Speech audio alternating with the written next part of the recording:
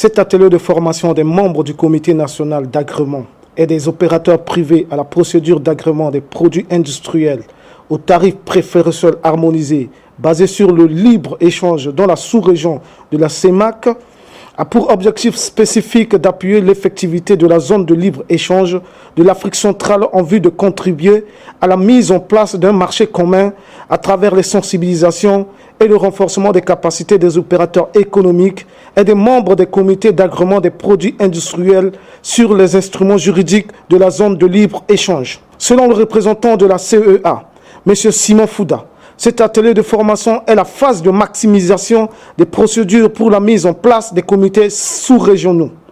Quant au ministre du Commerce, M. Kom Hassan, cette assise est une très grande opportunité pour les participants de s'approprier des outils de la procédure d'agrément des produits industriels aux tarifs préférentiels harmonisés CEAC-CEMAC. Suivez les interventions du ministre Kom Hassan. C'est pour moi un agréable devoir de procéder ce jour au nom du gouvernement que dirige son Excellence Simplice Mathieu Samandi, Premier ministre, sous la très haute impulsion de son Excellence le professeur Fossa Archange Touadéra, président de la République, chef de l'État, à l'ouverture de l'atelier dédié à la formation sur la procédure d'agrément des produits industriels, le tarif préférentiel harmonisé, CEAC-CEMAC, que mon département organise conjointement avec la CEA.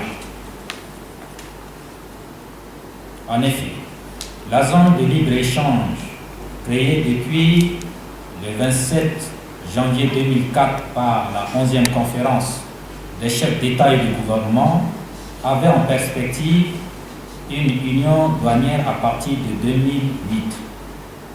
Cette conférence a entre autres adopté des décisions portant respectivement sur le tarif préférentiel de la CEAC, le dossier type d'agrément, le schéma d'acheminement du dossier et les modalités de mise en place du fonds de compensation de la CEAC. La République centrafricaine, notre pays, a, au cours des réunions ministérielles avec ses pairs de la sous-région, pris l'engagement ferme de tout mettre en œuvre afin que la zone de libre-échange de la CEAC soit effective au plus tard le 31 décembre 2017. Depuis lors, l'opérationnalisation de cette zone de libre-échange peine à s'affirmer en raison de la persistance de multiples pesanteurs et le taux de 2% de nos échanges intra-régions.